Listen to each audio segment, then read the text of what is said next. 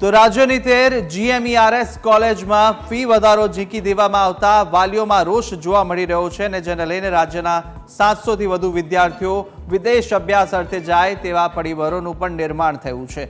GMERS કોલેજમાં 87% સુધીનો વધારો ઝીંકી દેવામાં આવ્યો છે અને વાલીઓનું બજેટ આ અર્થે ખોરવાઈ રહ્યું છે।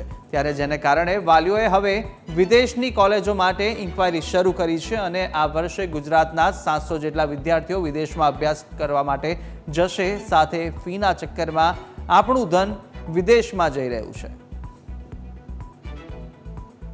મોટી સંખ્યામાં વિદેશમાં વિદ્યાર્થી જઈ શકે છે, એટલે કે આપણે ગણતરી કરીએ તો એપ્રોક્સિમેટલી 2200 વિદ્યાર્થીમાંથી સમજો ને કે ભાઈ અડધા વિદ્યાર્થી પાસે તો પૈસાની સગવડ છે જ નહીં, એટલે એ પૈસાની સગવડ નથી એટલા માટે જ, એટલે કે 5,50,000 પણ પે કરવા માટે સગવડ નથી। એટલે એક વાલી તો એવું જ વિચારશે કે ભાઈ 3.5-4 લાખ રૂપિયામાં MBBSમાં વિદેશમાં જ્યાં અભ્યાસ થાય છે ત્યાં જઈએ, જેથી કરીને આપણા પૈસા પણ બચશે ને એમાં તો પાછું એ પણ છે કે 15 લાખ પાછી સરકાર લોન આપે। અહીંયા તમને 6 લાખ જ મળે છે કલ્યા કેળવણી થ્રુ અને 2 લાખ રૂપિયા SY થ્રુ, ત્યારે વિદેશ જાઓ ત્યારે 15 લાખ રૂપિયા મળે લોન। એટલે કે વિદ્યાર્થી એવું વિચારશે કે ભાઈ આપણે બેટર છે કે આપણા પૈસા બચાવીએ અને સરકારના જ 15 લાખ રૂપિયા પ્લસ બીજા જે 10-15 લાખ રૂપિયા જોઈએ એ લઈ અને વિદેશ જઈએ। પણ અહીંયા સમજો કે 1000 થી 1200 જેટલા વિદ્યાર્થીઓ જે છે એ વિદેશ MBBS માટે જશે, એટલે કે એપ્રોક્સિમેટલી 5 લાખ રૂપિયા ગુજરાતનું ધન અથવા તો ભારત દેશનું ધન છે એ વિદેશમાં જવાનું છે।